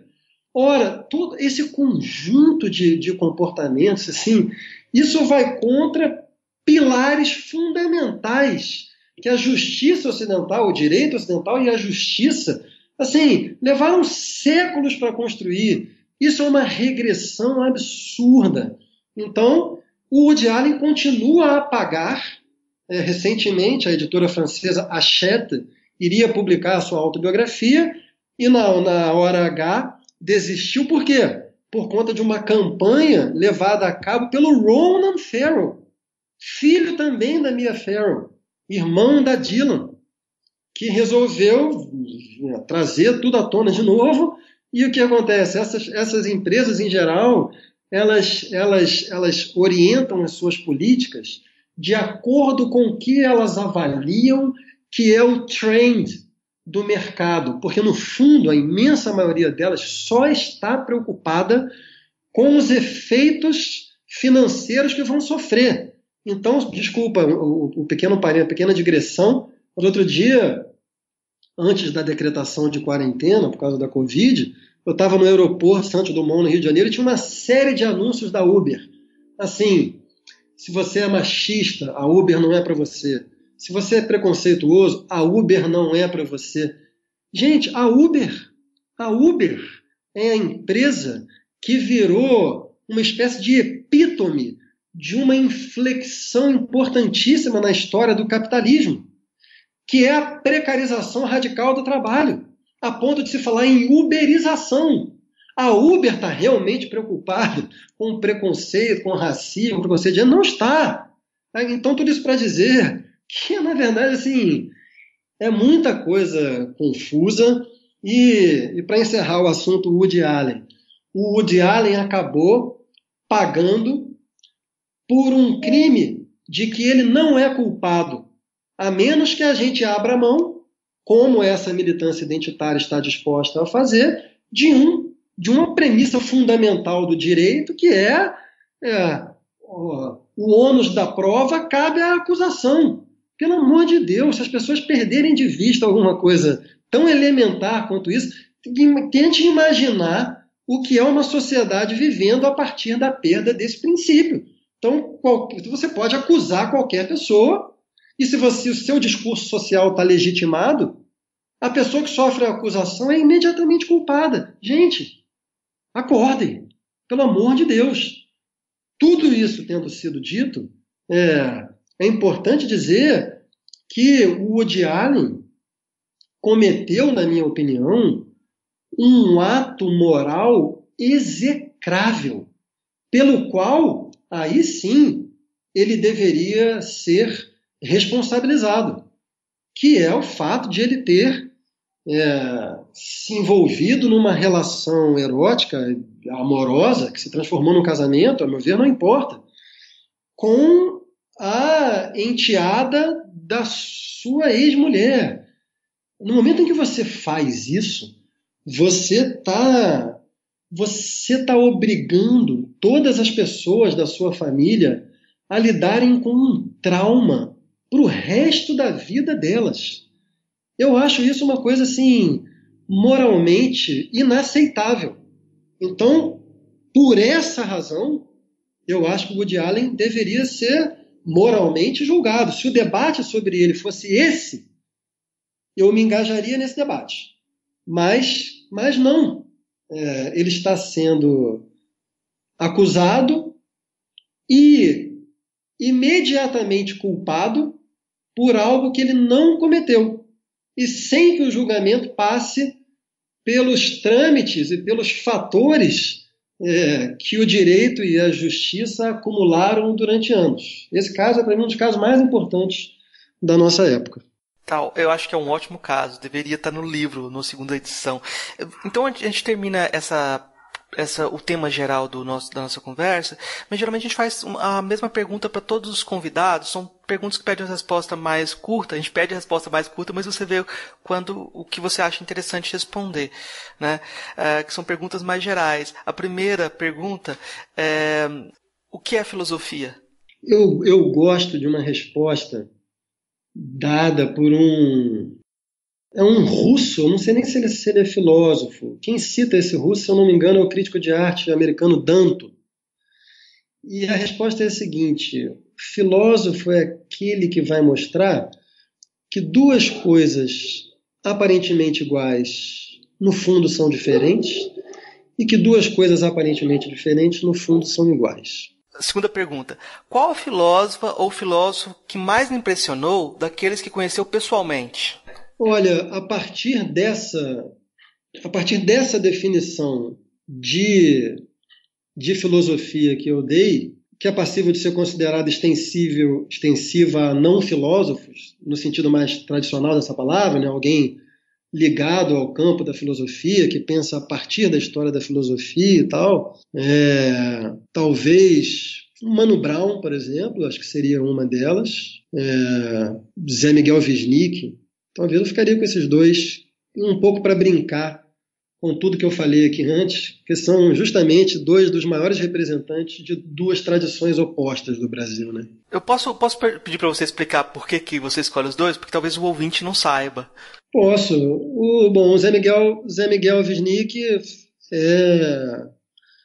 ocupa um lugar muito especial, assim, na minha cabeça, na minha maneira de pensar. Eu estudei muito o Zé Miguel e eu sou formado nessa tradição culturalista do Brasil, onde ele também é formado. Eu fui descobrir e afirmar também a tradição anticulturalista mais tardiamente. Mas, portanto, o meu mundo é muito o mundo do Zé Miguel. Ali eu me sinto muito em casa. E eu cheguei a desenvolver uma relação com o Zé Miguel, uma relação de amizade, a gente tem uma relação de amizade, mas eu cheguei a desenvolver uma relação intelectual com o Zé Miguel, assim, até ambivalente, porque muitas vezes eu tive com o Zé Miguel, assim, tenho ainda, agora eu me afastei um pouco das questões dele, mas eu tive durante muito tempo uma espécie de encenação do que ele mesmo chama de complexo de Pestana.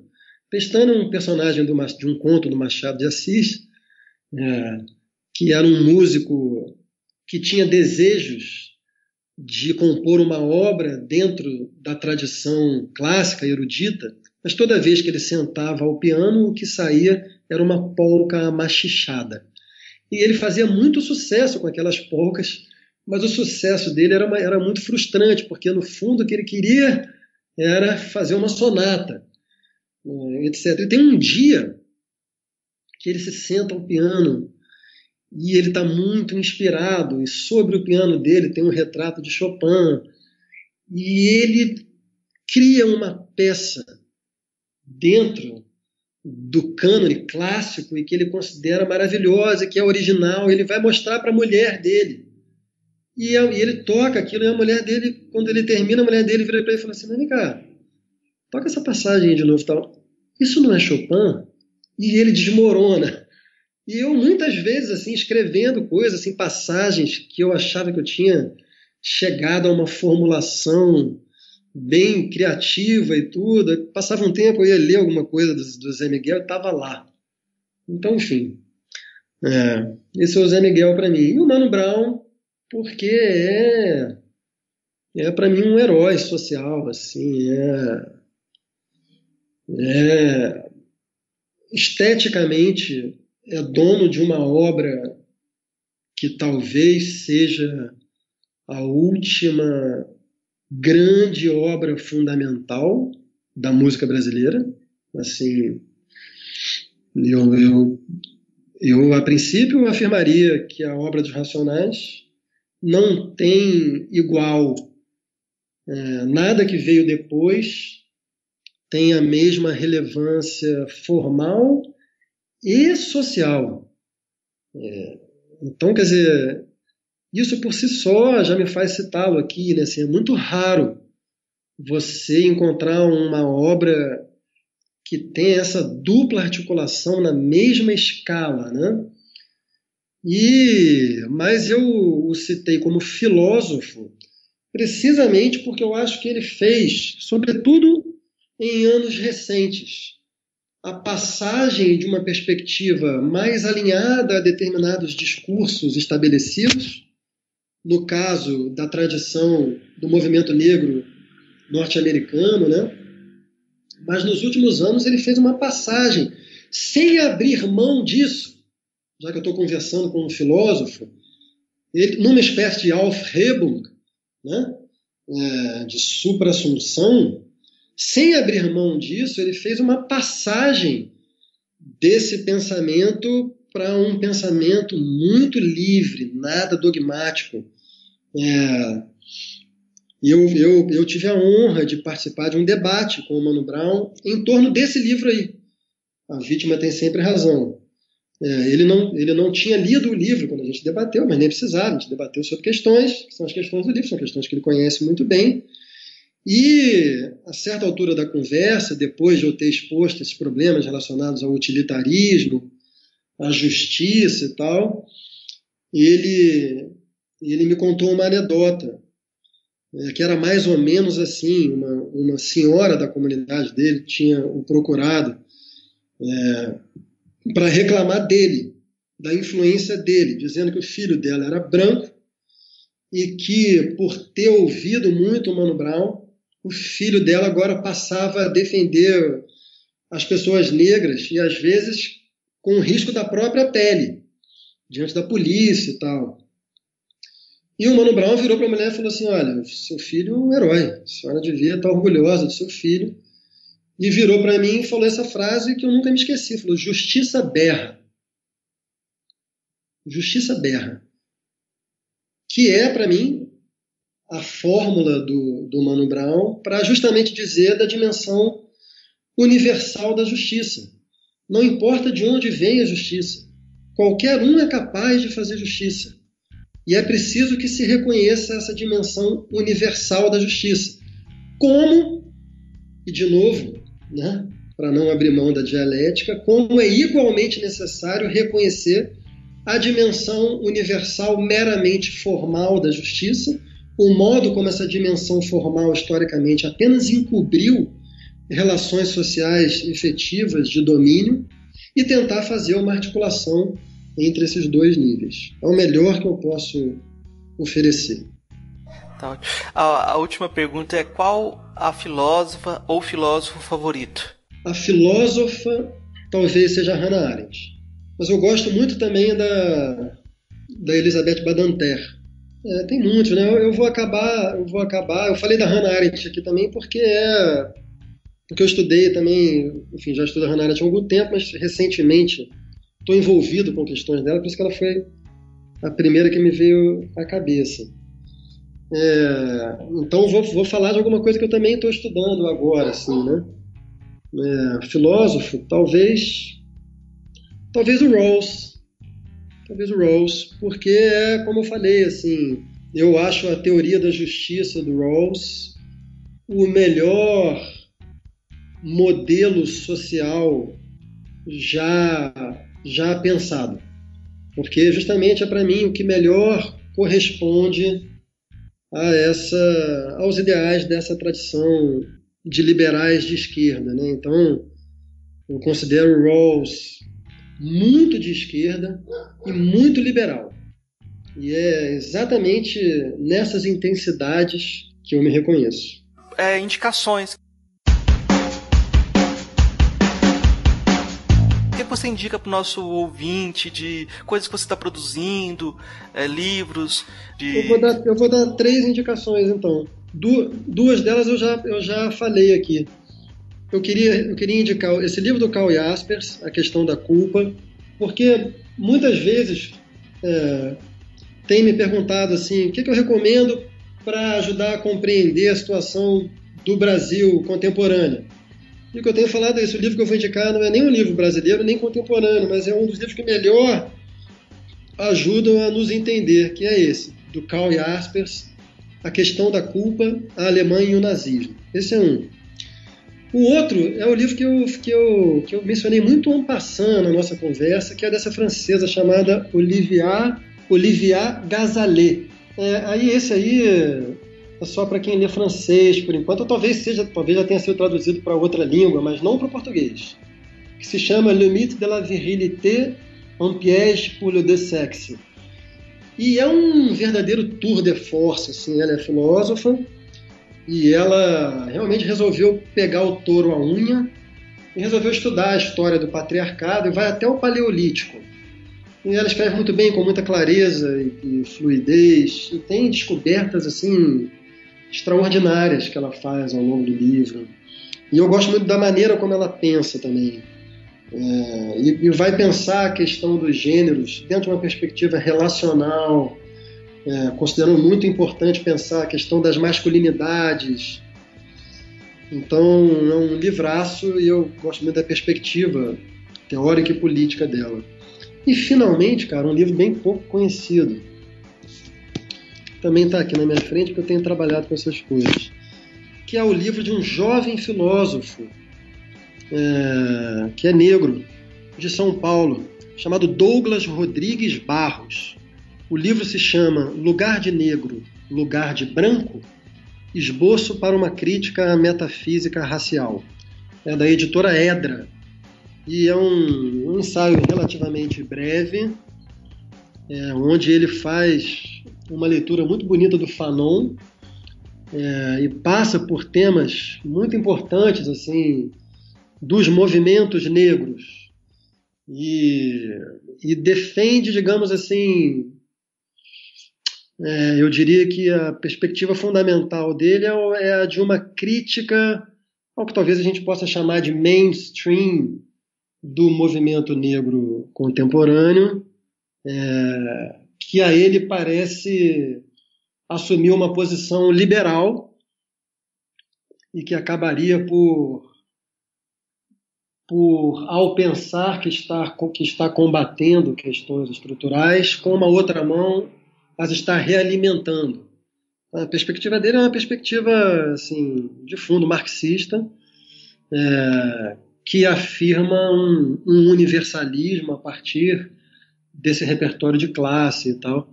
Mas tem uma leitura muito bonita do Fanon, tudo no livro é muito teoricamente sofisticado, assim, é um pequeno grande livro. Então são esses 3 que eu recomendaria. Eu vou recomendar o livro que a gente debateu, o carro-chefe da nossa conversa, que é A Vítima Tem Sempre Razão, Lutas Identitárias e Novo Espaço Público Brasileiro, e vou recomendar também o Banalogias, também, que eu acho que é um livro bem bacana para quem está procurando pensar o seu contexto. Além dessas indicações de livro, eu vou fazer indicação musical. Eu queria que o pessoal que tiver curiosidade, a gente falou da relação que você tem com o Wisnik. Eu tenho um amigo que tem uma relação da mesma forma com o seu pai, o João Bosco, o Márcio Valverde, que é um compositor lá de Santo Amaro, que ele falou que chegou um momento que ele falou, eu vou parar de ouvir esse cara, que esse cara tá me destruindo. Então, o Márcio Valverde é um grande compositor, tem muitos sambas bacanas. Quem tiver curiosidade, procure no YouTube para ouvir alguma coisa dele. É a minha indicação de hoje. Bom, é meu pai. Então, eu posso dizer com muito mais forte razão a frase do seu amigo. Isso aí está me destruindo desde que eu nasci. Assim como eu destruirei meus filhos. Mas brincadeiras à parte, assim, o seu amigo Márcio está muito bem acompanhado, ou estava, porque o meu pai é um gênio, né? Assim, eu sou muito fã do meu pai, assim, tive a honra de ser parceiro dele em dezenas de canções já, e até no ano passado, assim, fizemos algumas canções novas. Hoje eu não trabalho com música popular já há bastante tempo, a não ser com ele. E, então, se eu fosse dar uma dica de música, eu também recomendaria que se escutasse a obra vasta, gloriosa e heterogênea do João Bosco. É isso, é isso. O Márcio já ouviu escutar, já voltou a escutar, voltou a tocar, mas é uma relação bem complicada, é uma relação difícil, né? Então, você que está falando aí, não precisa mais ninguém falar. Então, obrigado, Francisco. Acho que foi uma conversa muito bacana, aprendi muito, tá? Valeu. Me permita um agradecimento ainda mais caloroso a você, assim, é um prazer enorme, assim, e um contentamento político até, achar uma interlocução com essas características, assim. Eu te agradeço muito pela escuta atenta, pela generosidade com as minhas ideias. Foi um enorme prazer, te agradeço. Conte comigo, tá? Valeu, obrigado. Bancar o canastrão no dia a dia, pra alimentar a nostalgia e sonhar.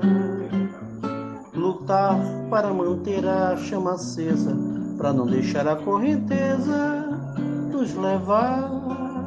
Saber onde é Brasil, onde me engano, esse moleque suburbano numa pelada de quentinho. Tentar driblar com classe a vida vã, como Almir e Pojucã, no velho escrete vascaíno, pra sambar sem breque em contramão, na ladeira da redenção, Otelo beijando Oscarito. Eu vi numa canção do Aldir Blanc, numa chanchada da Atlântida, outros Brasis bem mais bonitos. Bancar o canastrão no dia a dia, pra alimentar a nostalgia e sonhar. Lutar para manter a chama acesa, pra não deixar a correnteza nos levar. Saber tudo de circo ou de pão, pra entorpecer o coração que bate tambor tão aflito. Saber tudo de amor, tudo de samba, pra equilibrar na corda bamba. Um bêbado cantor Carlito. Pra sambar sem breque em contramão, na ladeira da redenção, Otelo beijando Oscarito. Eu vi numa canção do Aldir Blanc, numa chanchada da Atlântida, outros Brasis bem mais bonitos. Bancar o canastrão no dia a dia, pra alimentar a nostalgia e sonhar. Lutar para manter a chama acesa, pra não deixar a correnteza nos levar. Saber onde é Brasil, onde me engano, esse moleque suburbano numa pelada de quentinho. Tentar driblar com classe a vida vã, como Almir e Pojucã, num velho escrete vascaíno, pra sambar sem breque em contramão, na ladeira da redenção, Otelo beijando Oscarito. Eu vi numa canção do Aldir Blanc, numa chanchada da Atlântida, outros Brasis bem mais bonitos. Bancar o canastrão no dia a dia, pra alimentar a nostalgia e sonhar. Lutar para manter a chama acesa, pra não deixar a correnteza nos levar. Saber tudo de circo de pão, pra entorpecer o coração que bate tambor tão aflito. Saber tudo de amor, tudo de samba, pra equilibrar na corda bamba. Um bêbado cantor Carlito.